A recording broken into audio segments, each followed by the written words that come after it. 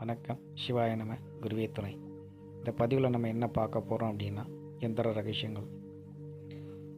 எந்திரம்ன்றது பல கோடுகள், பல வடிவங்கள் இருக்கக்கூடிய மந்திர ஆற்றல்களை உள்வாங்கக்கூடிய தன்மையுடைய ஒரு சக்தி வாய்ந்த ஒரு அமைப்பு தான். இதில் வட்டம், சதுரம், முக்கோணம், ஷட்கோணம், கீழ்நோக்கிய முக்கோணம் அப்படின்னு பல வடிவங்களை நம்ம அதில் வடிவமைப்போம்.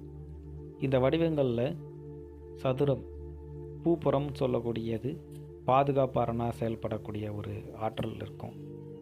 வட்டம் இது ஆகாய தத்துவம். எந்த ஒரு சக்தியும் தனக்குள்ளே இழுத்து தன்னுடைய வித்து பகுதியில் சேகரிக்கக்கூடிய ஆற்றல் இருக்குது.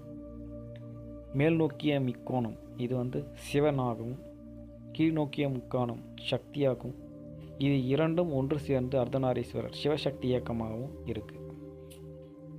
இந்த எந்திரங்களை நல்ல முறையில் வடிவமைச்சு இதுக்குண்டான நல்ல பீஜா அச்சரங்களை அதில் எழுதி நம்ம அதுக்குண்டான மந்திரத்தை சொல்லும்போது அந்த அதிர்வுகளை உள்வாங்கி வச்சுக்கிட்டு திருப்பி நமக்கு பலனாக கொடுக்கக்கூடிய வல்லமை இந்த எந்திரத்துக்கு இருக்குது. மேலும் இதை அதீத சக்தியாக செயல்பட வைக்கிறதுக்கான முறையாக இந்த எந்திரத்தை சாப நிவர்த்தி பண்ணி பிராணபிரஷ்டை செய்து மந்திர உரு கொடுக்கும்போது இது அதீத சக்தியாக வேலை செய்யும்.